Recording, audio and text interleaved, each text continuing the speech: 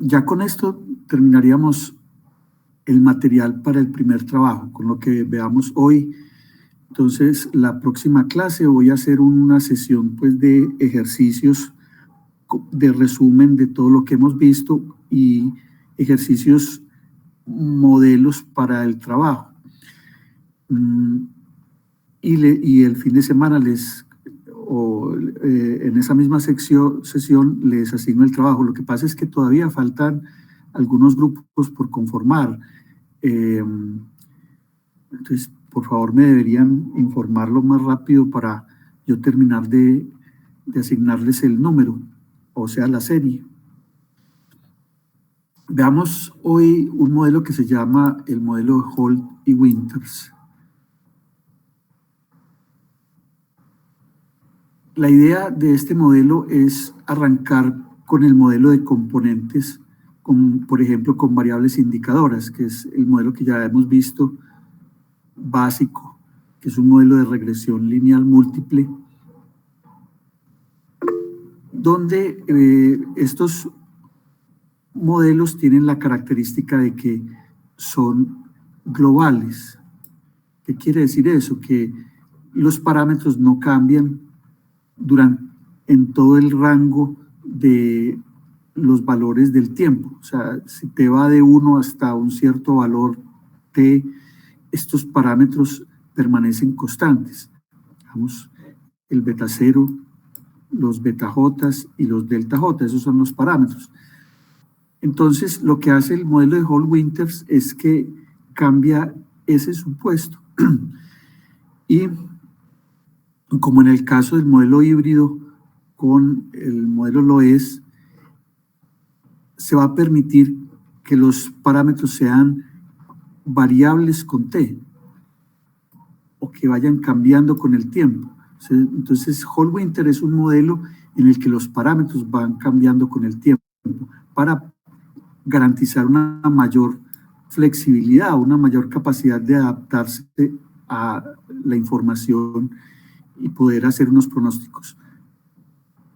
Entonces, vamos a tomar, por ejemplo, o mejor, vamos a tomar el caso k igual 1 en este modelo. O sea que la parte que corresponde a la tendencia, que es esta, va a ser una regresión lineal, o sea, una función lineal. Y vamos a cambiar un poco la notación para hacer que cada parámetro dependa de t, del tiempo. Entonces, acá vamos a, en lugar de colocar beta 0, colocamos beta 0, t. En lugar de beta 1, colocamos beta 1t y en lugar de delta j, colocamos delta jt. Esto hace que ya el modelo sea muy distinto del anterior, porque ya lo que es el intercepto, la pendiente y las indicadoras van a ir cambiando con el tiempo.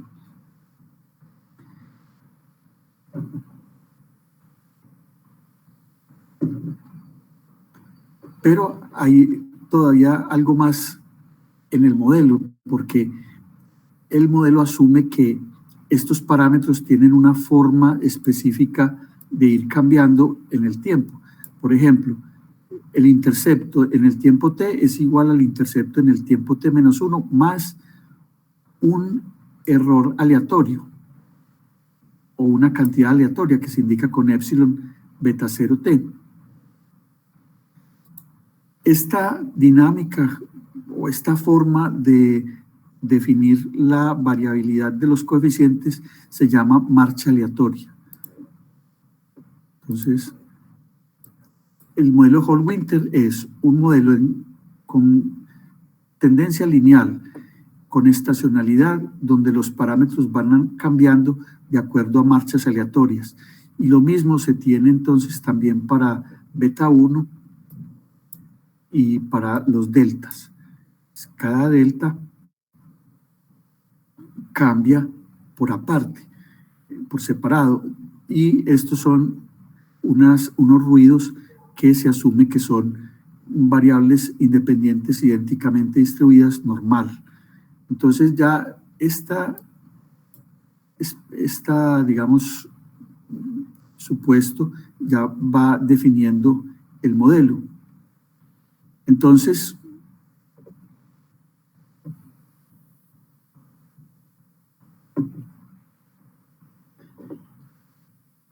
aquí, para definir el modelo Hall-Winters, cambiamos un poquito la notación. El beta 0 lo llamamos mu de t, el beta 1 por t, que hay que tener claro, pues que no es el beta 1 t solo, sino beta 1 por t, se llama ahora beta t. Y ese t es toda la suma de indicadoras con sus coeficientes. De manera que ya el modelo Hall-Winters lo que hace es que va a dar unas fórmulas para ver cómo cambian cada uno de estos términos, cómo cambia mu, cómo cambia beta y cómo cambia S. Pero suponiendo que los coeficientes sean variables.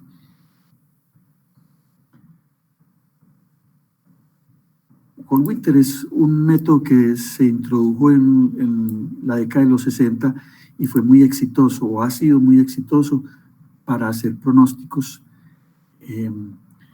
Por ejemplo, una cantidad muy grande de pronósticos se pueden realizar con Hall-Winters relativamente fácil. Eso se usaba, por ejemplo, para pronosticar los costos de producción de, digamos, algún producto que tuviera muchas componentes. Entonces, pronosticar los precios de cada componente era importante para saber cuánto era el costo de producción. Y cada componente entonces se podía pronosticar con un Hall-Winters. Ahora vamos entonces a lo que se llama el algoritmo de Hall-Winters. El algoritmo son 3 ecuaciones que las llamamos entonces recursivas, ecuaciones recursivas. ¿Por qué recursivas? Porque cada cantidad va a ir dependiendo del valor de ella en el tiempo t-1. Por ejemplo, acá, mu t depende de mu t-1. Claro que también depende de otras cantidades. Por ejemplo, depende del valor observado de la serie, yt. Y también depende del valor de la componente estacional en t-s y el valor de la tendencia, la vamos a llamar así, beta.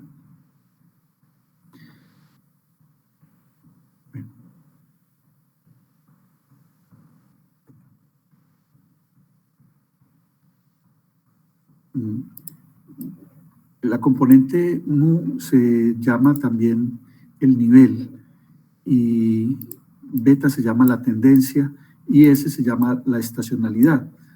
Entonces, cada una de estas ecuaciones depende de un parámetro. Por ejemplo, el parámetro alfa está en la primera ecuación, el parámetro beta en la segunda y el parámetro gamma en la tercera. Entonces, Hall-Winters sí tiene parámetros, tiene 3 parámetros, uno que controla el nivel, otro que controla la tendencia y otro que controla la estacionalidad. Esas constantes siempre están entre 0 y 1, pero se llaman parámetros de suavizamiento o también se llaman parámetros tuning. Tuning significa que hay la posibilidad de que el usuario, o sea, nosotros, fijemos los valores previamente de alfa, mu y gamma. Ahora damos una regla empírica para escogerlos, pero también se pueden escoger de tal forma que se minimice alguna cantidad. Por ejemplo, el error cuadrático medio, el MSE, también se pueden encontrar para que se minimice este valor. Acá traigo una nota de este texto que nos dice como una regla empírica. Dice que si las componentes de tendencia y estacionalidad notamos que están cambiando rápidamente, las constantes, bueno, en general, pues las alfas, betas, las alfa, beta y gamma deben tomarse cercanas a 1. Entonces, mostrar un ejemplo, pues ahorita vamos a hacer un ejemplo y miramos los valores que escoge el algoritmo con esta minimización. Si las componentes son estables y varían lentamente, se escogen cercanas a 0. Entonces, esto de que cambian rápidamente, pues, digamos, el nivel podría estar cambiando rápidamente, pero también podría estar cambiando la pendiente.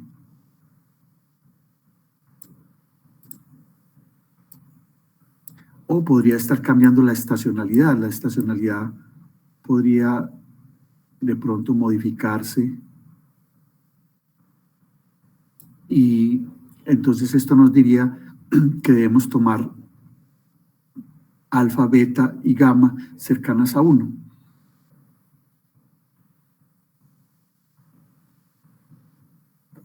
Ahora, sí hay un problema, por ejemplo, de cómo inicializar esos valores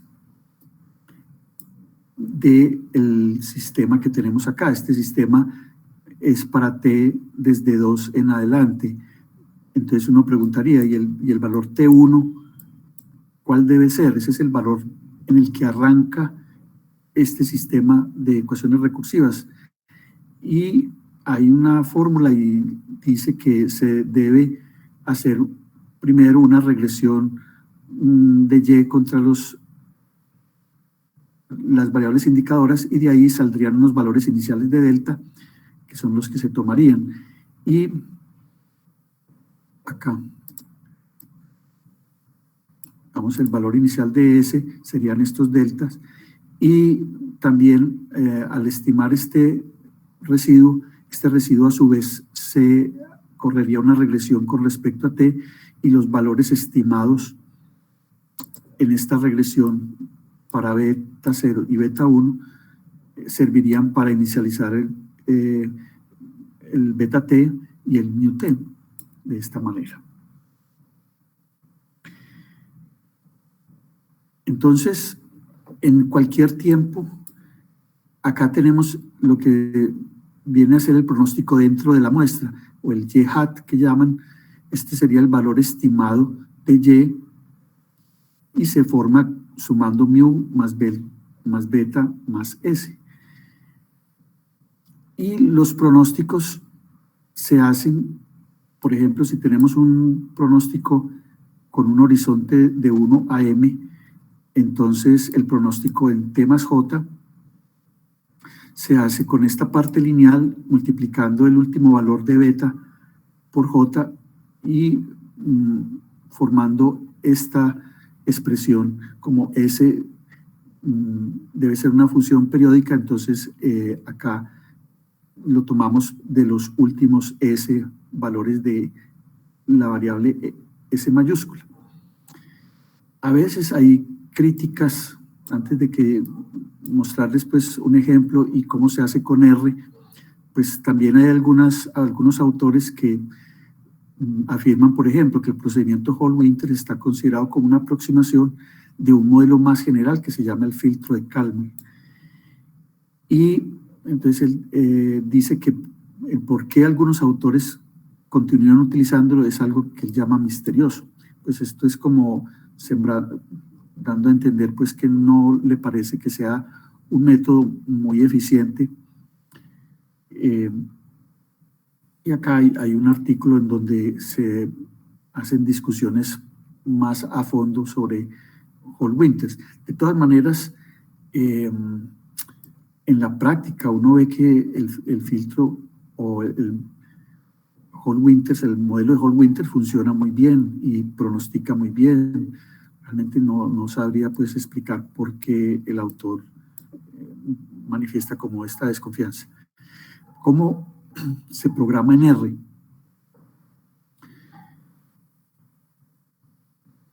Entonces, hay una manera de programar de tal forma que las constantes alfa, beta, gamma se determinan automáticamente como valores que minimizan el error cuadrático medio.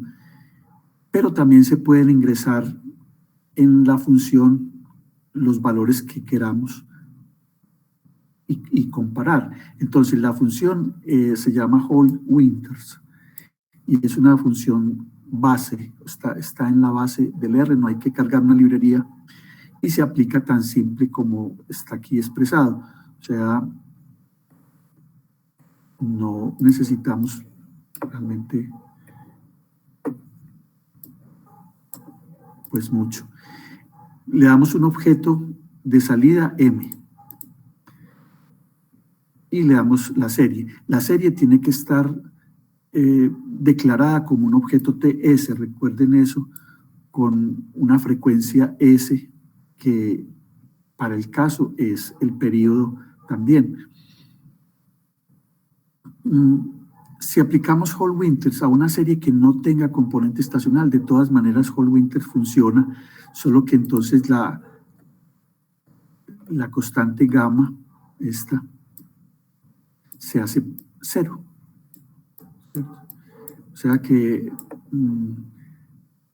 al hacerla 0, pues la constante S se vuelve una constante y no afecta pues el pronóstico del modelo. Entonces acá las podemos recuperar con M pesos alfa, M pesos beta y M pesos gamma. Acá nos mostraría entonces los valores específicos. Ahora, acá les mencioné pues que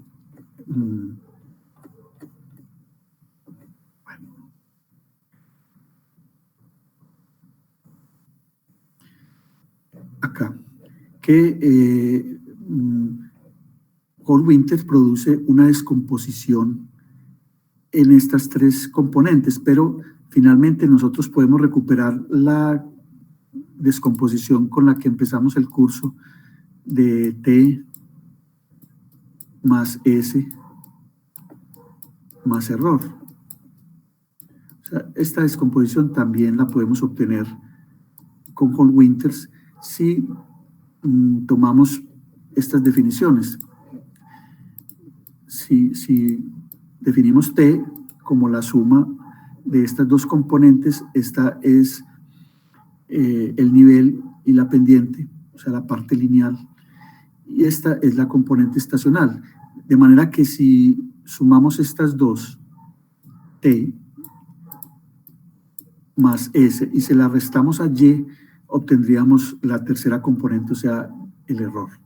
Ahora, algo que nos interesa es también ver cómo ajustó la serie. Entonces, está en este objeto M pesos fitted, que es una matriz. La primera columna contiene los valores de la serie estimados dentro de la muestra por Hall-Winters. Entonces, repito, en esta matriz M pesos fitted tiene 4 columnas. La cuarta columna es la componente estacional y la suma de la segunda y la tercera nos permiten definir la tendencia. Finalmente, Hall-Winters es un método hábil para hacer pronósticos y usamos la función genérica de R predict. Recordemos que predict recibe un objeto y enseguida le colocamos cuántos pronósticos queremos, por ejemplo 12, y también si queremos que proporcione lo que vimos al comienzo, que eran los intervalos de pronóstico, un intervalo de confianza para los pronósticos. Entonces, cuando se le da predicción interval true, devuelve un valor inferior y superior que determina un intervalo de confianza del 95% por defecto. Vamos a un ejemplo. Entonces, en la clase pasada miramos unos datos del DANE sobre estadísticas, una serie de número de unidades aprobadas para vivienda mensuales en 88 municipios, prácticamente pues como para el país, entre estas fechas, que era pues un indicador macroeconómico importante. Y en esa clase, por ejemplo, teníamos, a ver si se alcanza a ver aquí,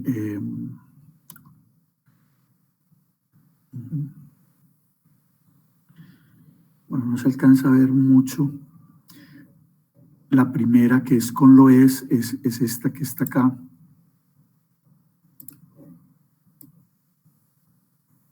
Es esta. Y la que se obtiene con Whole Winter es esta. Entonces, lo que uno observa, por ejemplo, en este caso, es que Whole Winters reproduce más la serie.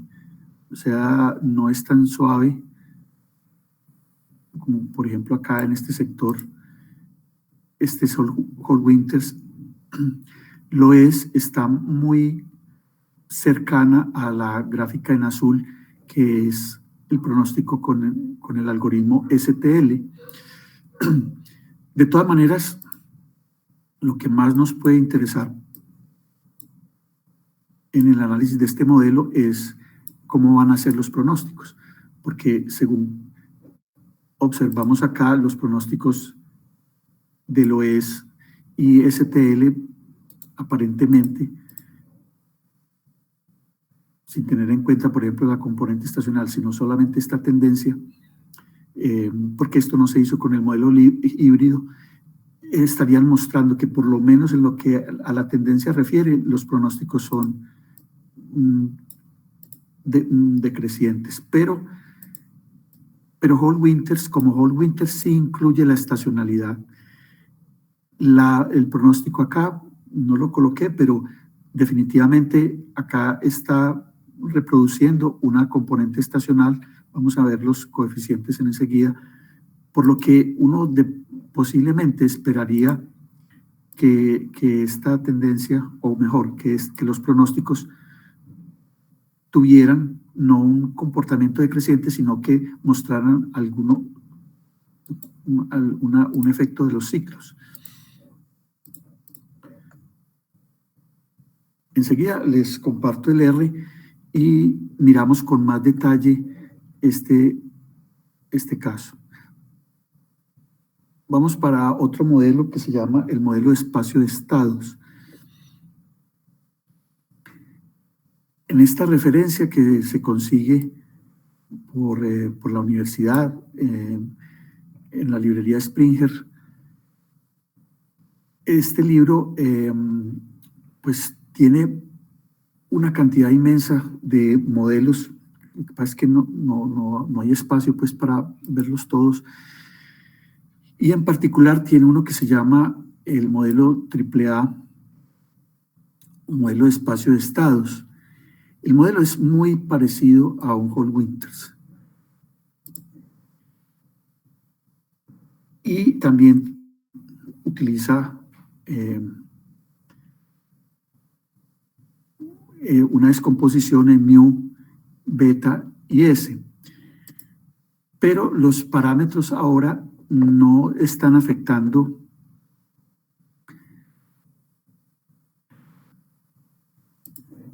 las componentes de manera multiplicativa. No los vemos aquí, por ejemplo, multiplicando estas componentes, sino que esos parámetros están en las varianzas de los errores, porque este modelo funciona de manera recursiva, pero las recursiones se van afectando por unos errores aleatorios. Es acá, bueno.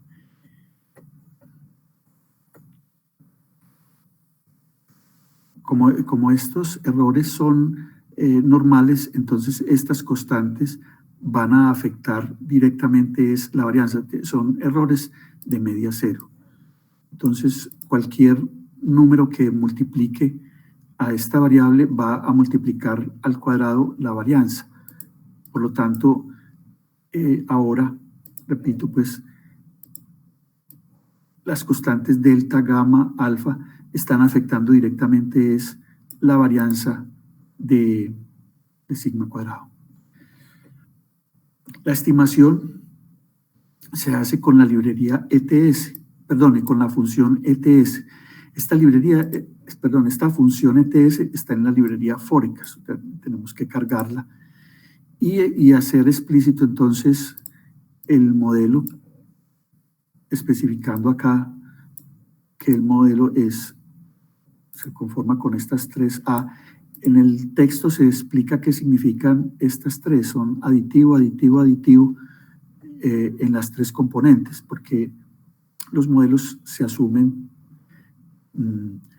digamos, las componentes se suman entre sí y se les añade también la parte aleatoria, por eso entonces es un modelo triplemente aditivo. Y existe la posibilidad de, por ejemplo, quitar una de ellas, lo que equivaldría a, por ejemplo, eliminar una de las componentes y solamente ponemos AA, o se puede colocar en lugar de A una M mayúscula, que significa entonces que estas componentes van multiplicadas, o sea, un modelo multiplicativo. En este objeto está la salida de la estimación, en particular está el valor ajustado, o sea, el Y-hat. M1 pesos fitted es el Y-hat. Y podemos de nuevo sacar pronósticos, solo que ya no utilizamos la función predict, sino que la librería Forecast tiene un comando que también se llama Forecast y que se aplica en particular a estos modelos. Entonces, para poder calcular los pronósticos con un horizonte H, o sea, H pronósticos, simplemente colocamos Forecast M1 pesos, Forecast M1, H, pero tenemos que tener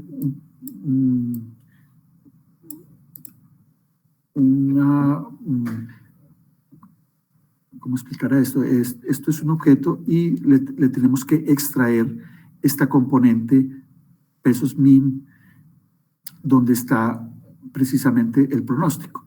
O sea que por sí solo Forecast M1 pesos H es un objeto con muchos nodos y uno de esos nodos es min, entonces en ese nodo es donde están los pronósticos. Adicionalmente, pues son dos modelos de espacio de estados los que vamos a tomar en cuenta que son útiles. Hay otro que se llama el modelo BSM. Entonces, el modelo BSM, estas siglas en inglés son Basic Structural Model, o sea, el modelo estructural o de espacio de estados básico. Es similar al anterior y por tanto también es similar al Hall-Winters. Tiene unas definiciones casi que iguales. Lo único es que la componente estacional, bueno, si quiere hacemos digamos la parte que tiene que ver con la tendencia es similar. Pero la parte estacional hace una recursión distinta, porque toma la recursión no solamente a T-1, T-2, hasta T-S+1. O sea que involucra todos los anteriores S-1 valores para actualizar la componente estacional, pero estructuralmente es lo mismo, son ecuaciones recursivas más un error, ¿cierto? Todas tienen un error aleatorio, entonces acá también lo vemos, son errores. Entonces son recursiones más error, se llaman modelos estructurales. Y bueno, este no está tampoco en una librería específica, está en la función struct.ts, que es una función que está en la librería de base del R, y podemos estimar el modelo con esta instrucción. Le decimos struct y le indicamos que el tipo de modelo es el BSM. Vamos a un ejemplo, de nuevo pues con la serie que acabamos de ver. Las instrucciones serían de esta forma. Acá estimamos el modelo con esta instrucción, nos muestra los resultados. Lo que pasa es que estos modelos, pues lo acabamos de ver, los parámetros están en las varianzas, ya lo habíamos mencionado, en las varianzas de los errores. No tienen parámetros tuning como Hall Winters, sino que son unas varianzas. Por eso, entonces, cuando se le da print al objeto de salida y.bsm, lo que devuelve son unas varianzas. Y entonces acá leemos la varianza del nivel, de la tendencia, de la parte estacional y del error. Y pues también tenemos cómo calcular los pronósticos. Lo que pasa es que es un poquito, digamos, ya no usamos, perdón, los pronósticos no, sino los valores ajustados, los y-hat. Entonces, lo que pasa es que esos pronósticos, o mejor, esos pronósticos dentro de la muestra, están en el objeto de salida y.bsm. Cuando le damos fitted, la salida de este comando fitted es de nuevo una matriz con las columnas que contiene el nivel, la tendencia y la estacionalidad. Entonces, cuando no contiene el epsilon, cuando le damos este comando de R que se llama apply, lo que hacemos es que apply dice, aplique a las filas o las columnas de esta matriz esta función, la función suma. Entonces, este indicador de 1 dice, coja todas las filas de la matriz y a cada una aplíquele la operación de suma. O sea, lo que hace es que suma las filas y produce un vector final que es el Y gorro, porque el Y gorro se define como la suma del nivel, de la tendencia y de la estacionalidad. Si sumamos estas tres componentes, producimos el Y-hat, el Y estimado. Y entonces lo hacemos de esa manera. Y ya para el pronóstico, si cargamos la librería Forecast, usamos este comando Forecast que ya les había comentado, que también aplica anteriormente pues con el modelo AAA. Y acá indicamos entonces cuántos pronósticos queremos, y de nuevo también hay que colocarle entonces B pesos min, como acá. Lo que pasa es que acá pues hice un poquito de programación porque guardé el resultado en un objeto B y el nodo min de este objeto es precisamente el pronóstico.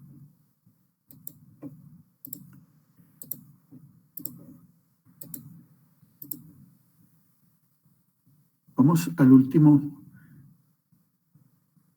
modelo, que ya lo habíamos mencionado al comienzo del curso, que son las redes neuronales autorregresivas. Para enunciar este modelo, ya lo habíamos pues comentado en otra ocasión al comienzo del curso como un modelo de regresión no lineal. Pero acá también se puede utilizar, donde las variables explicativas que se colocaban originalmente acá para explicar esta variable dependiente, estas son las variables explicativas para explicar a esta, pero entonces las variables explicativas van a ser lo que llamamos los rezagos de la serie. Cuando tenemos una serie YT, los valores YT menos K donde este K es 1, 2, etcétera, se llaman los rezagos de orden K.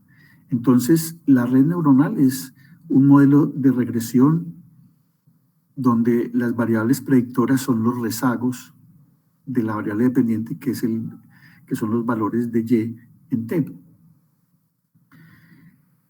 Pues es un modelo con bastantes parámetros, un intercepto, unos alfa y unos beta.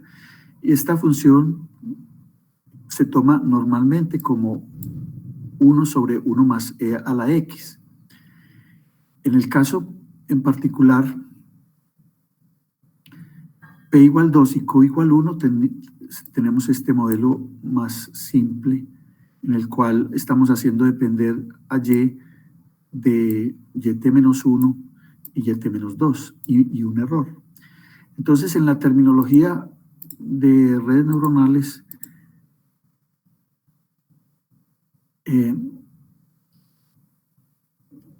estamos diciendo que esta forma 5,9 corresponde a una red neuronal con una capa oculta. La capa oculta es esta, con P nodos de entrada, que serían las P variables predictoras o los P rezagos, porque aquí entonces iríamos desde T-1 hasta T-P, y Q nodos en la capa oculta, o sea, esta combinación de los valores de F. Este modelo está implementado en la librería Forecast y allí en esa librería le asignan estas siglas para indicarlo, para referirse, NNAR, PQ. Entonces, en P es en donde van los nodos de entrada, ¿cierto? Esta. Y Q es cuántos nodos en la capa oculta. Hay una adición a este modelo, que no está acá, y es cuando colocamos lo que se llaman los rezagos estacionales, para poder también contar con la posibilidad de que la red neuronal capture un efecto estacional. Entonces, si acá en la parte de las variables explicativas o lo que sería pues los nodos de entrada, si acá colocamos rezagos estacionales. ¿Qué son los rezagos estacionales? Son T-S. Entonces, si tenemos S igual 12, tendríamos, por ejemplo, un rezago de la forma T-12, o también, por ejemplo, un rezago de T-2 por 12, 24. O sea, estaríamos incluyendo el efecto estacional de los eneros, de los febreros del año inmediatamente anterior, pero también la posibilidad de los eneros y febreros de no el año anterior, sino el anterior.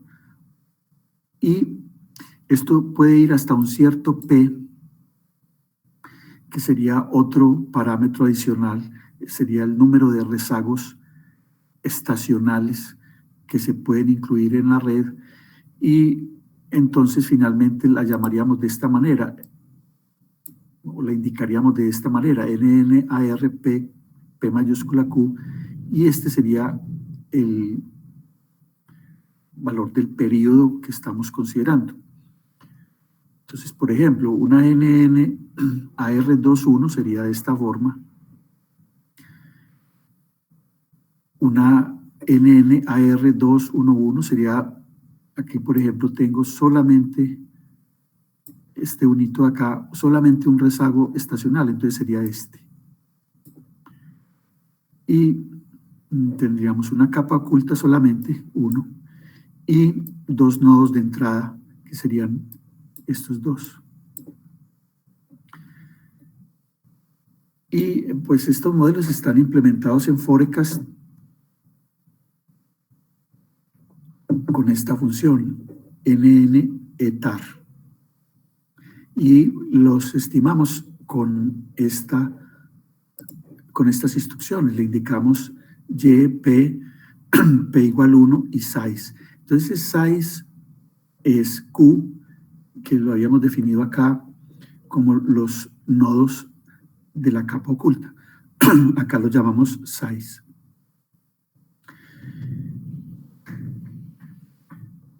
Ahora,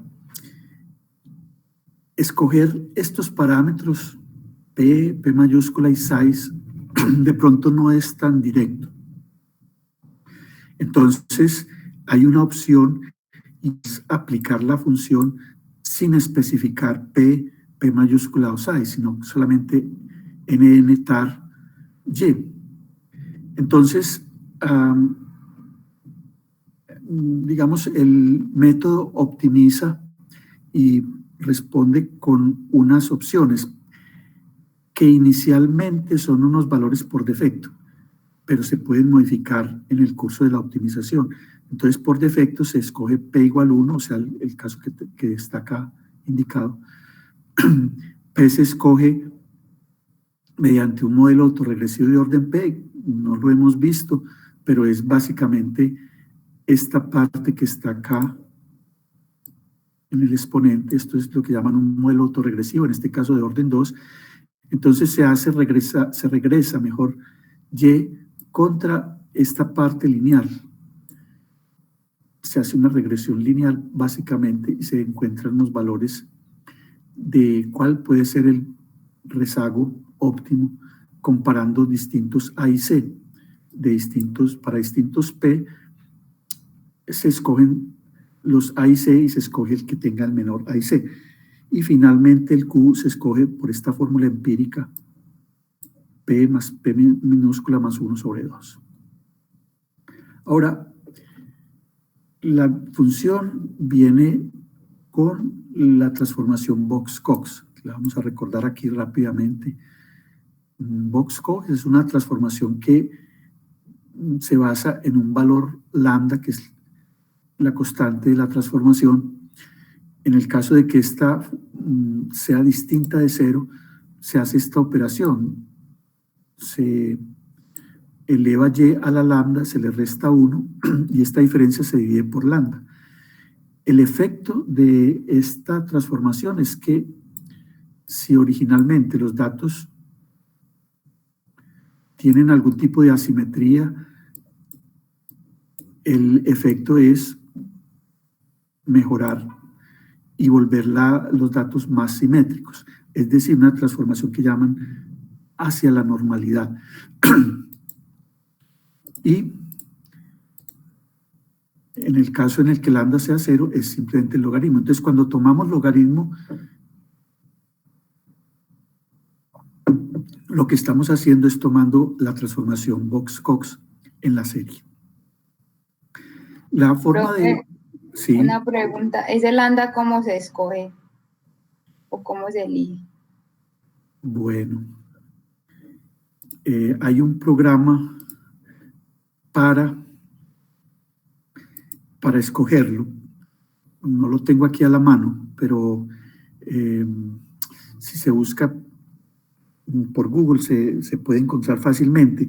Pero la función NN-tar, cuando la llamamos con los argumentos, con Y, P, P, size, o incluso si no le colocamos estos,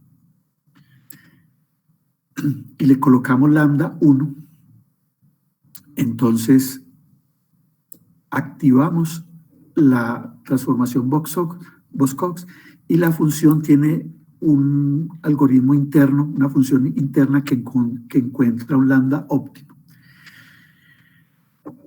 El problema es que la transformación se hace antes de estimar el modelo. Antes. O sea que la Y que se usa acá y acá pues también es esta Y transformada.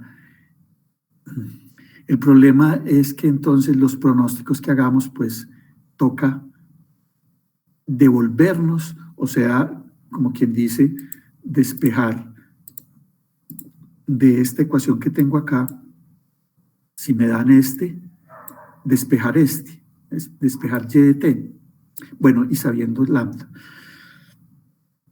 Esas transformaciones, cuando se aplican a los pronósticos, se sabe que distorsionan, producen lo que se llaman sesgos. Entonces, los pronósticos que se obtienen invirtiendo la Vox-Cox llevan sesgos. Entonces, por eso, pues, la verdad, a veces no encuentro muy claro por qué justificar el uso de Vox-Cox, pero bueno, la justificación sí la sé, pues, la justificación es que cuando estamos sobre todo en regresión lineal múltiple, hacer o llevar la Y dependiente a la normalidad es garantizar que los estadísticos T y F van a estar bien definidos y por lo tanto las pruebas de significación van a estar con una garantía. La cuestión es que esas pruebas tienen una propiedad que se llama robustez y que aún si YT no es normal, esos estadísticos siguen produciendo valores P, digamos, correctos, a pesar de que Y no tenga un grado de normalidad de pronto no muy extremos, pero sí, por ejemplo, que uno vea que claramente que no es normal. Acá tengo un ejemplo con la misma serie. Bueno, y utilicé... más suaves como el logaritmo, donde se hacen los pronósticos con la variable transformada, normalmente los pronósticos exponencial no es recomendado. Venga, por favor, vuélveme a hacer la pregunta, que es que había mucho ruido en el micrófono. Transformaciones de tipo logarítmico, o sea, yo entiendo que Vox-Cox pues, tiene una lambda por medio y se vuelve un poco complejo. Pero si por ejemplo tengo valores muy grandes de la variable de respuesta y quiero usar suavizaciones como el logaritmo, no es recomendable. Giovanni, tiene mucho ruido, algunos no lo estamos oyendo bien. ¿Tiene manera como de mejorar ahí? Profe, que la escriba por el chat, ¿no? No, espéreme. ¿Usted tiene manera como de mejorar un poquito allí el ruido o no?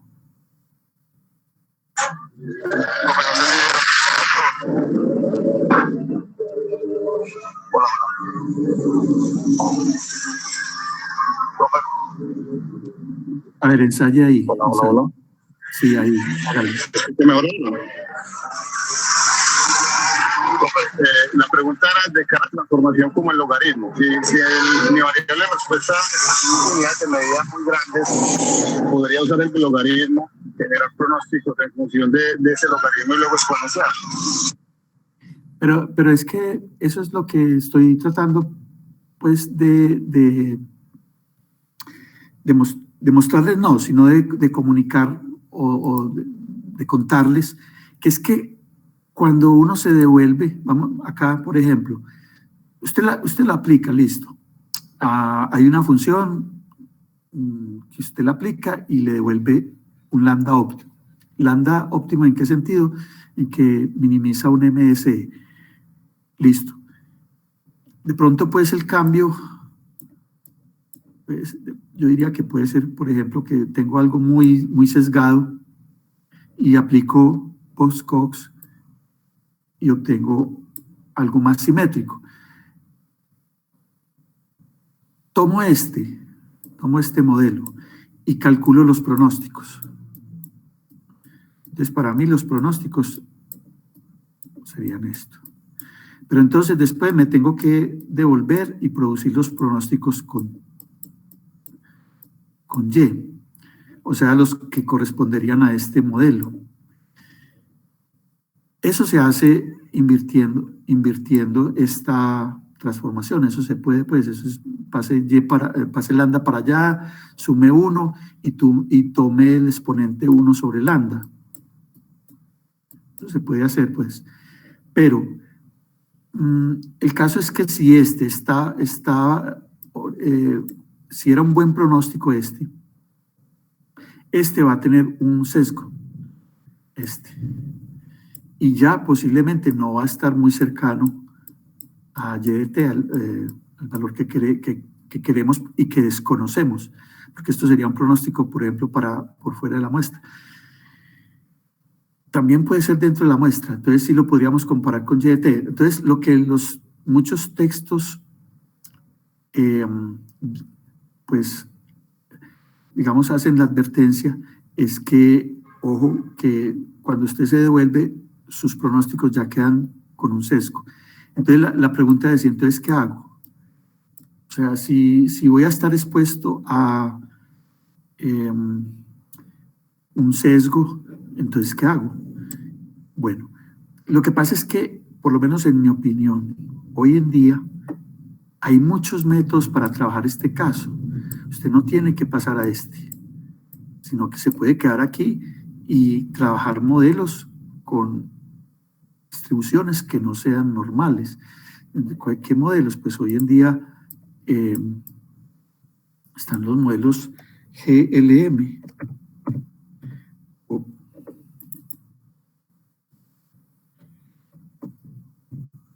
Los modelos lineales generalizados. Generalized Linear Model. Entonces, en lugar de usar Box-Cox, use GLM. ¿Por qué? Porque entonces la variable dependiente que en el modelo se exigía o se definía como una normal, acá se puede definir, por ejemplo, como una gama. Entonces, hay modelos de regresión GLM donde la variable dependiente tiene distribución gamma y hay modelos de series de tiempo para hacerlo. O sea, por ejemplo, a ver, los modelos gamma, Generalized Additive Model, modelos aditivos generalizados. Entonces, estas dos clases grandes de modelos han sido alternativas a estas transformaciones. En mi opinión, pues la tendencia hoy en día es no haga transformaciones, haga modelos que se adapten a sus datos. Hay otra opción también que son modelos robustos. Porque es que esta situación puede que no sea así, puede que sea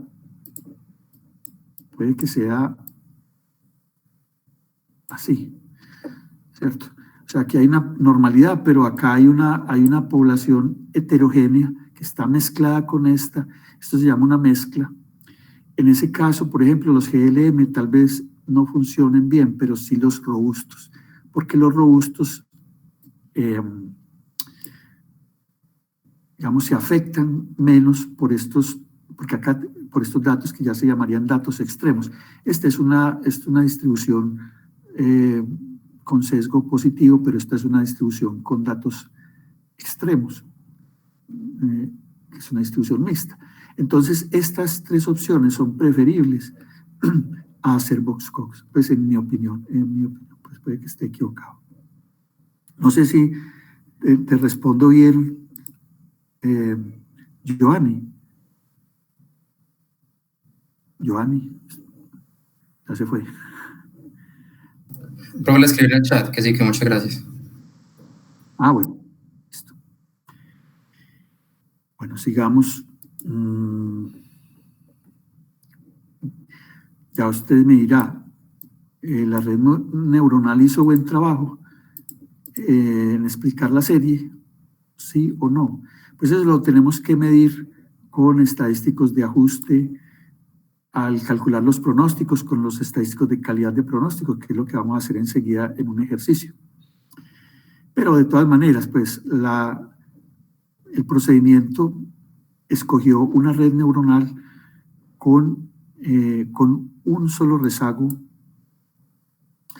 estacional, con 2 nodos en la capa oculta y con 3 nodos en el input.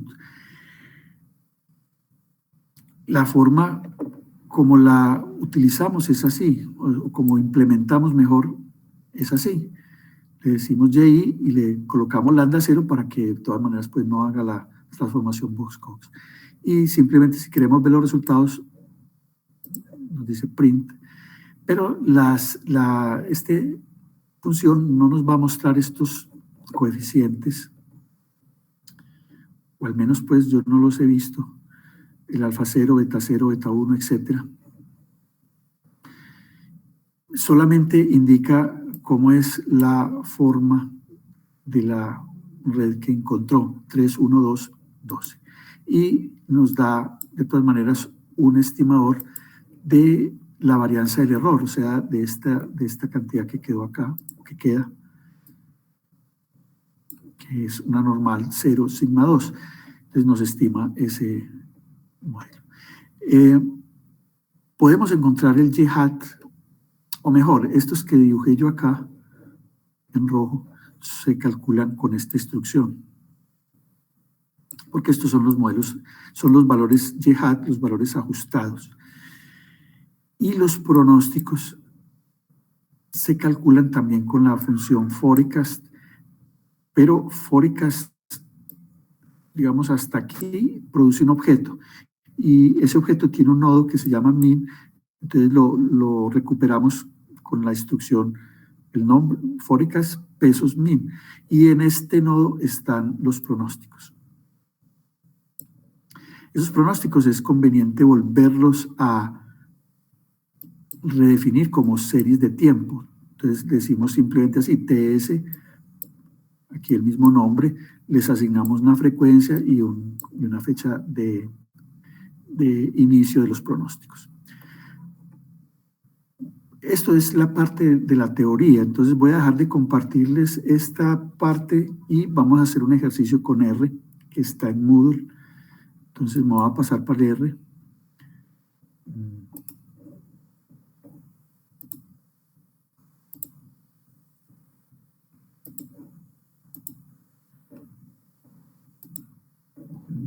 Entonces este programa está allí en Moodle, enseguida les muestro en qué carpeta está. Se llama Ejemplos, Modelos, Hall Winters y Estructurales. Vamos haciendo los pasos pues, básicos. Leemos los datos, definimos la variable que es la serie que está en este data frame G en el nodo total viv y le asignamos entre frecuencia 12 y le asignamos una fecha de inicio que es enero de 2009. La graficamos y tenemos la serie pues, que hemos estado trabajando en la clase anterior y hoy. Vamos a hacer validación cruzada. Listo. Entonces, esto pues hay que hacerlo también en el trabajo. Vamos a escoger los últimos 12 meses para contrastar los pronósticos que obtengamos con estos modelos con los valores observados. Y entonces hacemos la parte de entrenamiento, o mejor dicho, la porción de datos para entrenamiento que la voy a llamar Y sub I o YI, y la parte final de los datos para el contraste Y sub F. Entonces lo hacemos de esta manera, puede ser como muy directa, simplemente usamos la forma que tiene el R para hacer un subconjunto de datos de un vector, le indicamos que el contador o el índice del vector va de 1 hasta n-m y en los otros va desde n-m más 1 hasta n. Ya lo tenemos listo. Acá hacemos una gráfica un poquito más, digamos, como para el informe, donde esté pues un poquito más detallada mes a mes. Y vamos con los modelos. Entonces, primero, por ejemplo, aplicamos Hall Winters. Acá lo tengo. Ya con esto corremos el modelo y nos devuelve entonces los tres parámetros tuning. Entonces, recordemos la fórmula que nos dijeron pues al comienzo, que si la tendencia, la estacionalidad y el nivel están cambiando fuertemente, estos parámetros deberían estar cercanos a 1. Yo pensaría que como el beta es el que tiene menor valor, diría que la pendiente es la que menos está variando. También la estacionalidad no parece estar variando mucho. La que sí cambia más es el nivel de la serie, o sea, subir y bajar. O sea, pues vamos a mirar acá.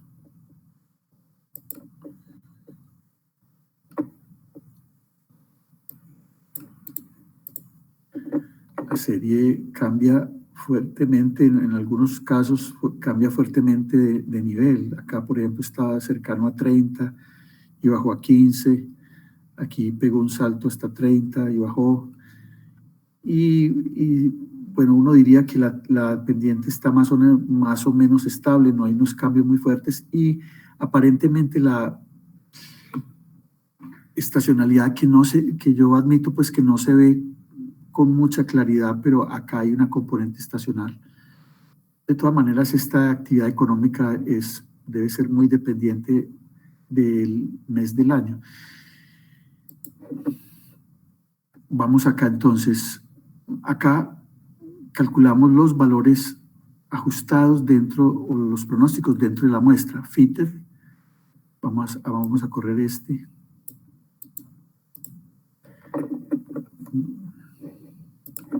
Cuando lo corremos,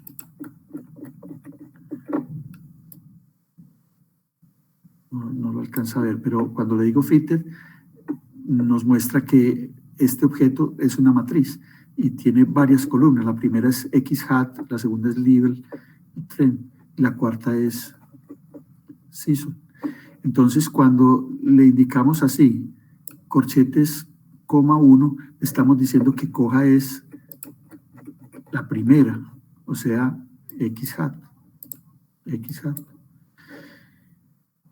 Si quisiéramos ver la estacionalidad, le diríamos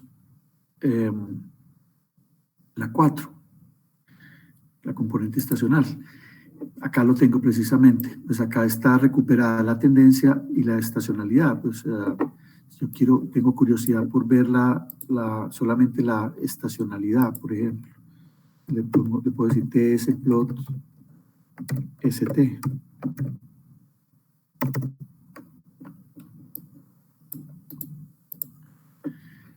Pues esta es ya mucho más evidente una función que sí tiene una estacionalidad. Pues, por lo menos yo veo que este primer ciclo se parece mucho a este. Acá se deformó un poco, acá se deformó, pero finalmente estoy observando como 3 picos. 1, 2, 3, 1, 2, 3, 1, 2, 3, 1, 2, 3, etc. De manera que uno diría que sí, es una serie que tiene una componente estacional. Miremos, por ejemplo, cómo es la tendencia.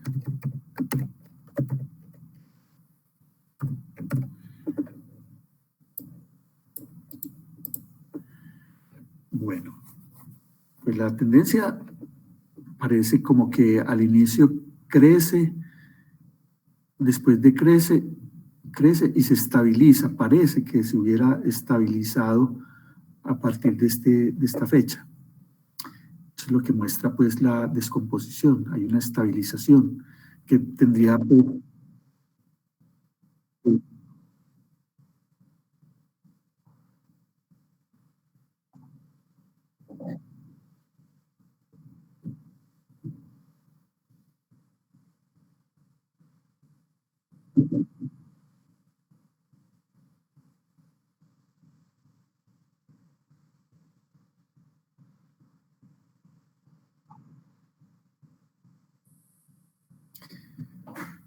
A ver, si no te entiendo mal, Yo creería que te estás refiriendo es a la gráfica original, ¿o no? Pues, si te estás refiriendo es a una posible tendencia cuadrática, pero es en la serie original, en esta. Acá, decir que acá veo una tendencia cuadrática. ¿Ah? Sí, sí, pero a ver, es que eso es factible. Digamos, si uno se va por esa estrategia de una tendencia cuadrática, claro que se puede y nos daría un modelo. Lo que pasa es que acá estamos usando una metodología muy diferente que es unos métodos recursivos. Eso significa que son locales, es decir, no guardan una forma global, sino que van cambiando con el tiempo. Y entonces la pregunta podría decir, bueno, usted aparentemente uno podría decir, yo vi una tendencia cuadrática, ¿por qué acá no la estoy viendo? ¿Cierto? Porque estos modelos no están diseñados para devolver una función global, una función que sea con parámetros fijos.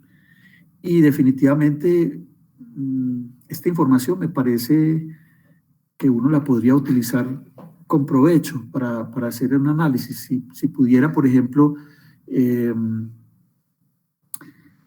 escoger este modelo contra un modelo cuadrático, digamos que uno comprueba que este modelo ajustó mejor, que tiene unos indicadores de ajuste mejores, pues eso daría lugar a que uno podría utilizar esta tendencia ya en una interpretación económica, pues decir, por decir algo, pues acá que pudiéramos decir, como estos son viviendas nuevas, ¿qué tal?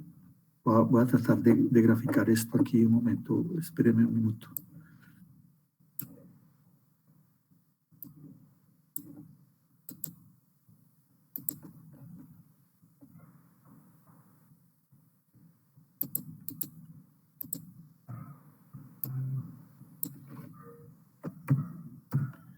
A ver si me sale así.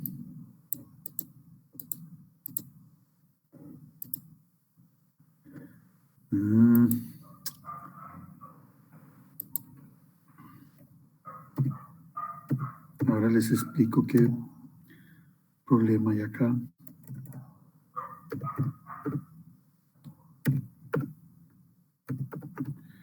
A ver si funciona así.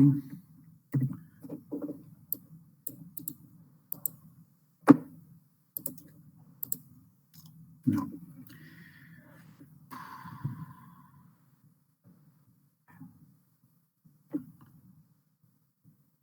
Espérenme. No, sí funciona.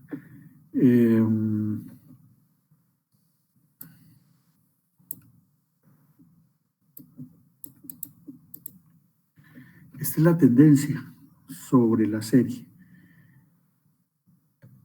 Uno podría decir, ¿qué pasó con de pronto alguna política de incentivación de compra de vivienda o algún tipo de estímulo para construcción? Parece que se hubiera dado del 2000 al inicio del 2010 y duró hasta más o menos finales o mediados de 2011. Durante ese periodo hubo un incremento que se observó, pero un incremento muy constante. Incluso esto tiene una tasa que está casi lineal. Pero después de esta fecha, que posiblemente puede ser mediados de 2011, empezó nuevamente a decrecer y ya uno podría decir, bueno, tomemos esta fecha, por ejemplo, a partir del 2013 hasta el 2016, la actividad ha estado más o menos en promedio constante.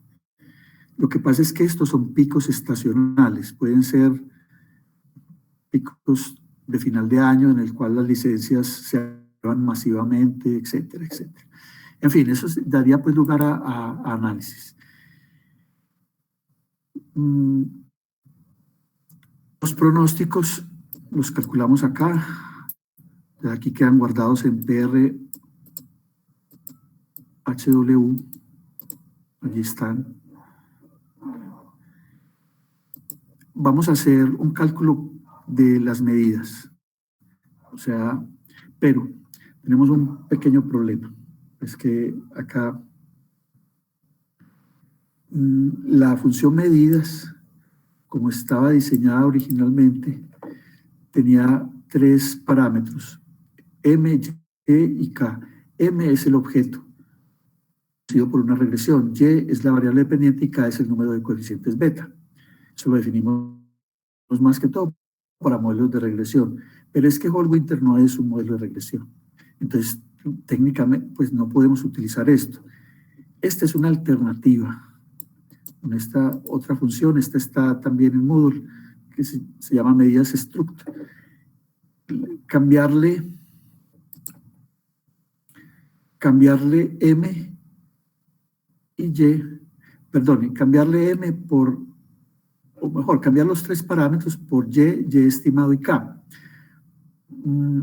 O sea que se le ingresa la variable observada, la variable estimada y el número de parámetros. El caso es que estos A y C técnicamente no están definidos para Hall-Winters. Entonces lo que estamos haciendo acá es un poquito, ¿cómo lo calificara yo? Es un poquito forzado, por decirlo, porque el número de parámetros que se va a tomar son el número de parámetros tuning, o sea, alfa, beta, gamma, 3. Y vamos de todas maneras a utilizar esta función para producir estas medidas con Hall-Winter. Entonces, si lo aplicamos, pues la función nos devuelve unos valores. Por ejemplo, un valor R2 ajustado, un MSE, un log A y C y un log B y C, que los podemos utilizar para compararlos con los modelos de regresión. No digo que no sea discutible, es discutible, pero lo vamos a hacer por vía de tener una herramienta para poder comparar con los otros modelos de regresión. Ahora utilizamos el modelo estructural. Entonces, como les comenté, el modelo devuelve unas varianzas. El objeto, cuando se le aplica la función fitted, produce 3 columnas.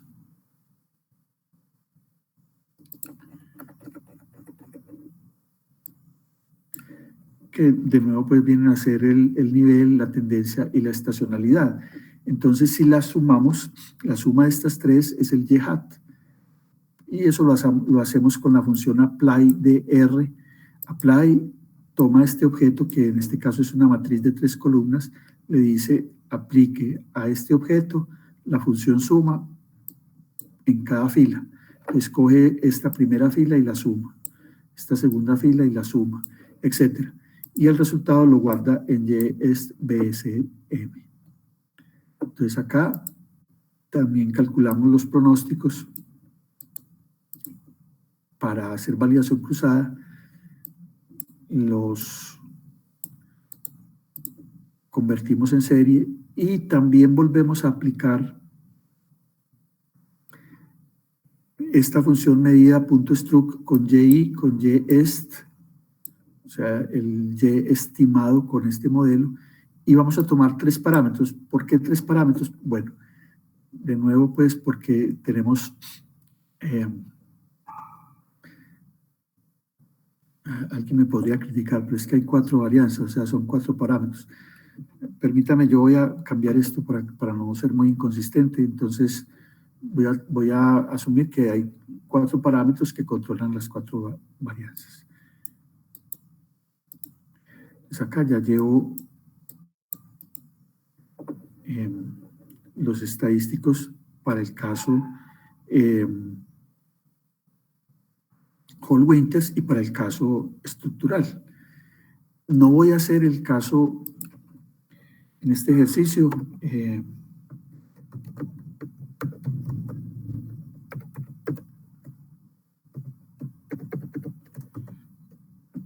Lo voy a dejar como ejercicio para que ustedes lo hagan. Ahí está en las notas las instrucciones y es solamente hacer este mismo trabajo que yo estoy haciendo aquí, que no es difícil. Pues es cargar el modelo, calcular el Y estimado y calcular el pronóstico.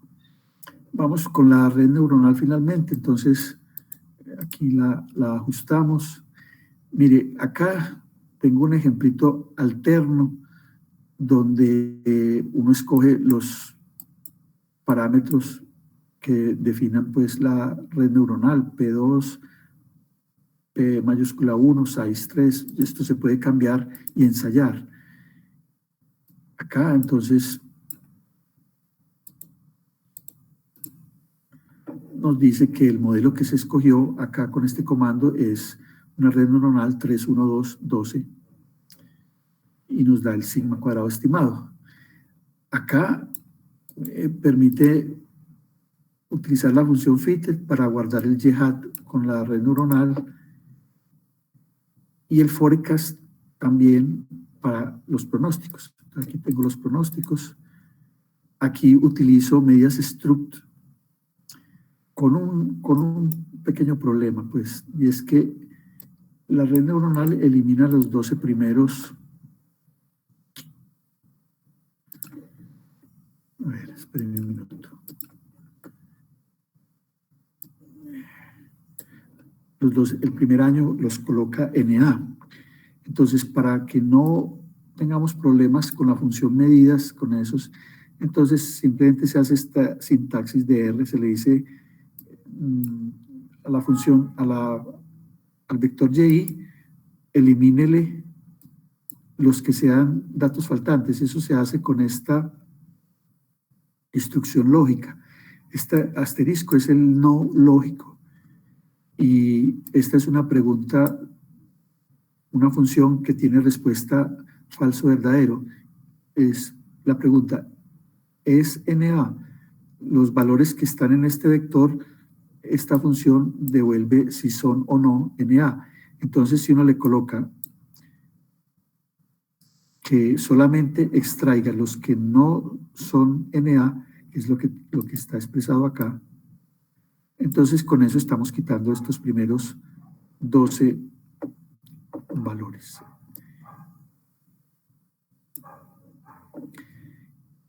En Y sub I, claro que es que Y sub I no tiene los valores NA, sino que, a ver si me entienden bien, los NA son de los Y estimados con la red neuronal, pero los índices que corresponden a esos valores están reportados en este,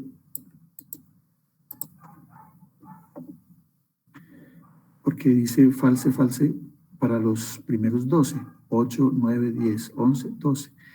Entonces estos 12 primeros quedan eliminados del Y sub I. Para quitarlos de originales de Y estimado, simplemente se le coloca NA omit y ya, no hay que decirle sino eso. Bueno, ahora le coloqué 10 parámetros. ¿Por qué?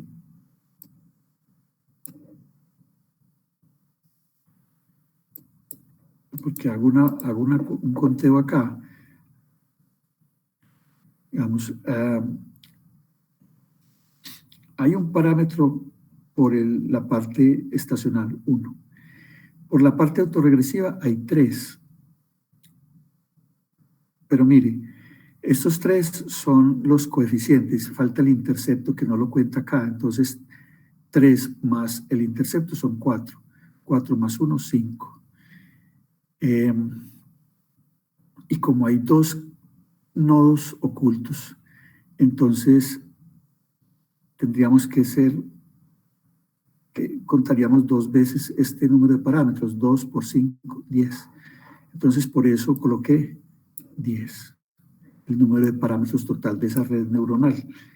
Con eso se calculan las medidas, se le da nombres a las filas y tenemos ya una tablita útil para hacer los análisis, porque miramos, por ejemplo, según esto, pues, cuál puede ser el modelo que mejor ajustó.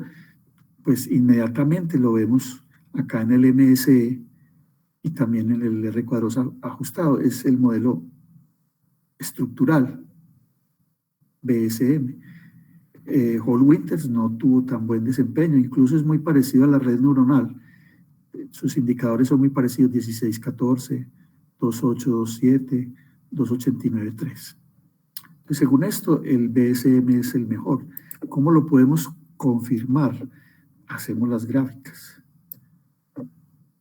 por lo menos visualmente.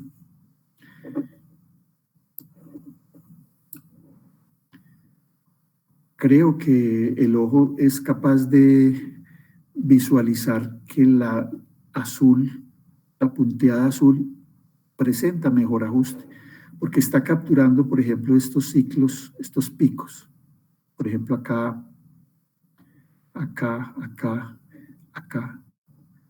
y acá. Captura bien esos ciclos, captura esta tendencia creciente, la captura perfecto. La red neuronal, por ejemplo, acá me parece que no captura esta parte importante, y Hall-Winters la captura, pero como con una especie de retardo. O sea, está produciendo este pico retardado. O sea, este pico corresponde a este pico observado. Acá sí lo captura bien. Igual, pues, la red no me parece, pues, la verdad, que haya hecho como buen trabajo, y Hall-Winters tampoco. De todas maneras, pues, el asunto viene es en el pronóstico también. Entonces, vamos al pronóstico. Aquí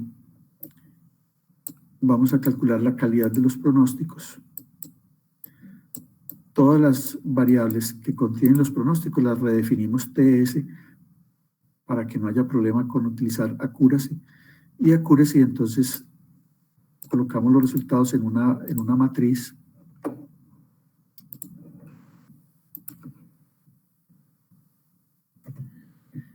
Y bueno, acá miramos, por ejemplo, entonces, el MAPE, ¿cierto? Es como el primero. Está diciendo que Hall-Winters y estructural tienen los menores MAPES, siendo mejor el Hall-Winters. El U-Detail también lo tiene el mejor Hall-Winters, y el MSE, la raíz cuadrada del MSE también.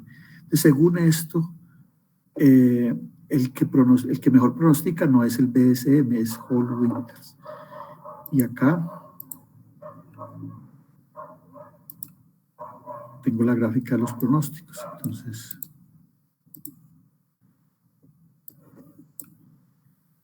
la amarilla es la red neuronal, la negra con los circulitos es los datos observados,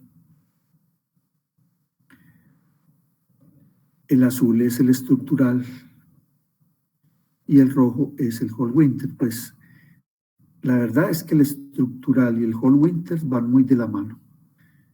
En este sector, aquí sí se mejora Hall-Winters, acá también, pero yo pensaría, pues, que a partir de la gráfica igual consideraría que BSM también hace un buen trabajo de pronóstico. Aquí al final sí están más bien desfasados, pero yo pienso que estos pronósticos todavía son útiles desde un punto de vista, pues, aplicado.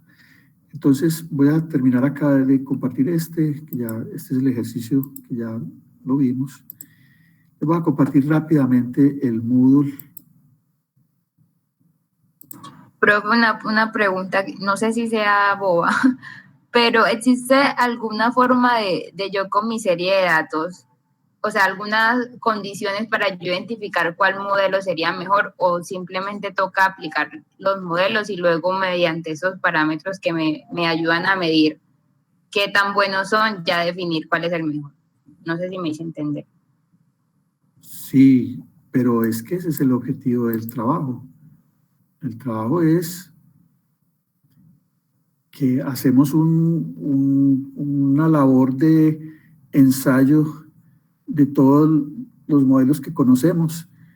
Utilizamos los estadísticos, las gráficas, etcétera, para tratar de encontrar el que consideremos nosotros que es el que no solamente describe mejor la serie, sino que pronostica mejor. Ahora, yo pienso que esa pregunta alguien también la había hecho en otra clase, si no igual, muy parecida, porque alguien también me preguntó, ¿no existe un procedimiento automático que le ahorre a uno todo esto y de una le entregue el mejor modelo? Yo creería que sí, pues es posible que alguien pues con una habilidad de programación con inteligencia artificial y posiblemente hace algunas reglas de decisión, etcétera, y encontraría eso. Yo no sé, pues, como no, a ver qué les digo. No sé, es que yo conozco casos que se han reportado de algoritmos que escogen modelos automáticamente y eso tiene un riesgo. Concretamente, pues hay algoritmos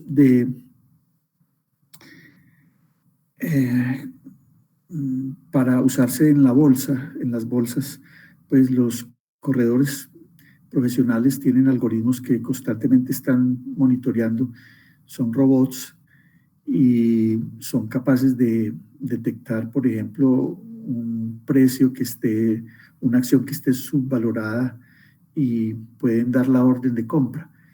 Alguien ha propuesto que las caídas que se han dado en los mercados son resultados de algoritmos fallidos en esos robots de trading automático.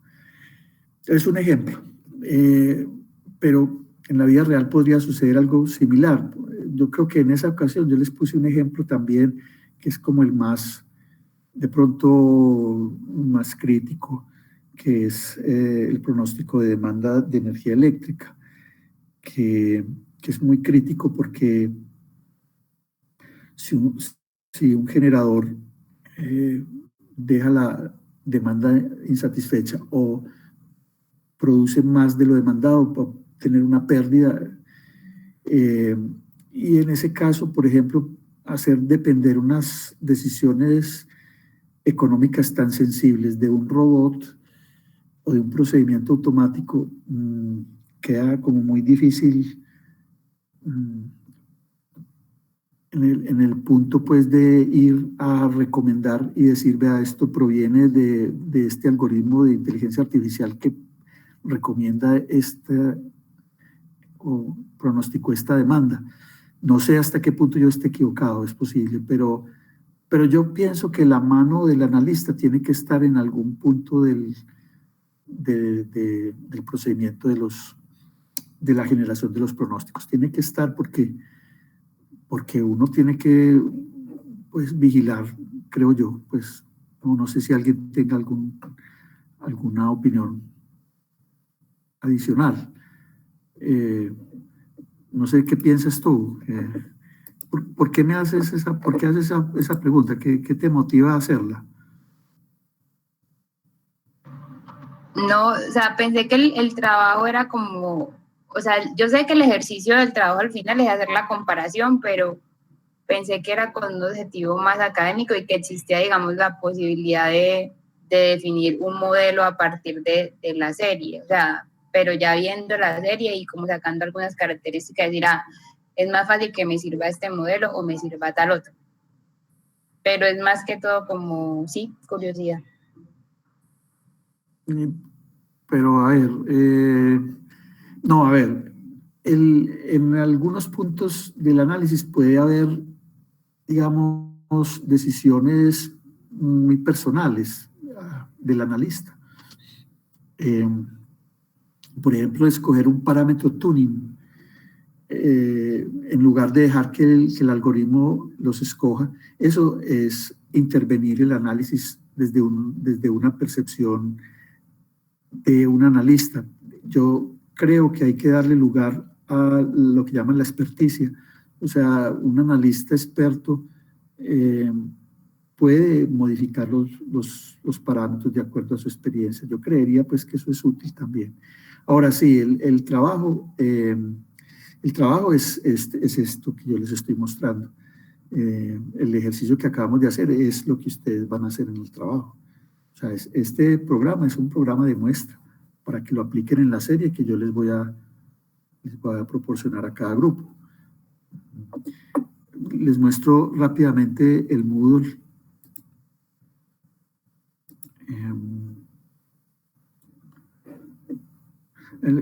Creo que están viendo la página del Moodle, ¿cierto? Creo. Acá está una carpeta que dice ejemplos, modelos Hall Winter y estructurales. Acá están los programas que vimos hoy, ¿cierto? Entonces, por ejemplo, en el trabajo hay puntos sobre Hall Winter y sobre estructurales que se hacen muy parecido a las instrucciones que hay acá. El caso lo vimos en este ejemplo licencias, ¿cierto? Y así, pues de las clases anteriores, los modelos de tendencia, los modelos estacionales, allí en cada uno de estos capítulos hay ejemplos de R que yo espero pues que los hayan estado mirando y corriendo para que estén ya pues familiarizados con la metodología y la puedan utilizar ya en el trabajo. Entonces, bueno, voy a suspender acá la grabación.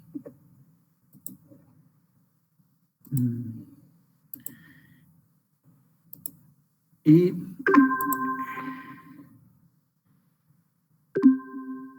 bueno, el trabajo se los coloco en la próxima clase. Si no me reportan más grupos, los voy a colocar entonces individuales. O sea, al resto de las personas les coloco a cada uno el trabajo individual.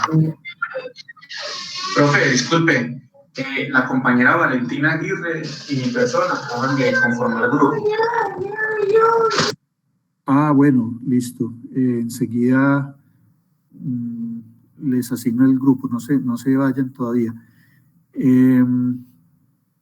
Les coloco el trabajo y el plazo es una semana que es muy suficiente pues para hacerlo. Ya las fechas exactas de dónde a dónde están en el Moodle.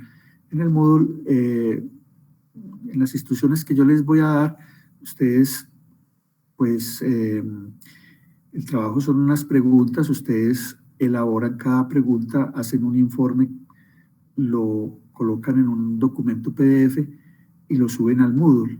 El Moodle tiene unas fechas, una fecha máxima de entrega y bueno, se supone pues que todos deben pues entregarlo hasta esa fecha.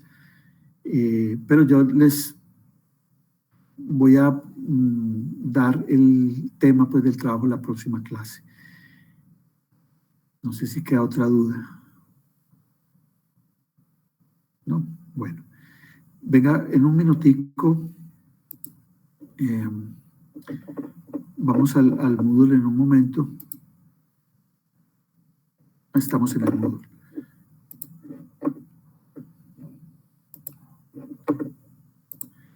Vamos un momentico y les asigno el grupo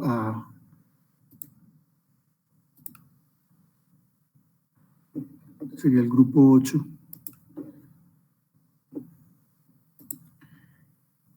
¿Me repites, por favor, entonces los integrantes?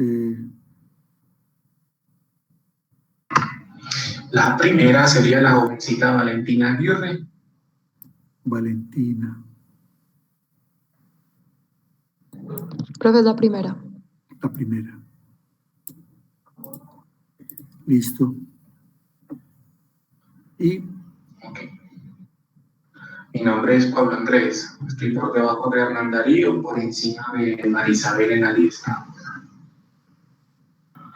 Julián Steven también había reportado que no tenía grupo, entonces no sé si... Venga, perdóneme, me repite tu nombre otra vez, perdón. Pablo Andrés.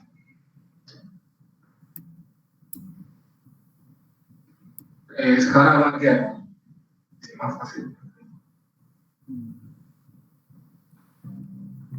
Ay, qué pena, yo no... Ahí. Pablo Andrés. Ahí. Bueno. Listo, ustedes son el grupo 8. ¿Me dicen que de pronto hay alguien más? Profe, sí, Santiago González.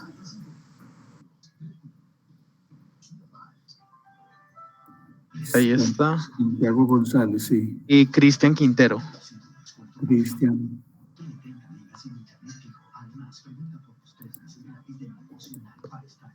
Listo, el grupo, ustedes son el... Opa, espérenme, perdón que cometí un error.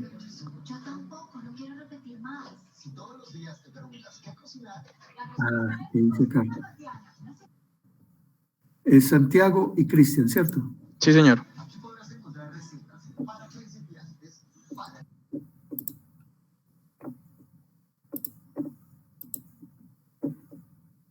Listo. ¿Quién más? A ver, perdón un momentico, vamos a la lista y chequeamos. Alexis Arenas no tiene grupo. Juan Esteban Arroyave.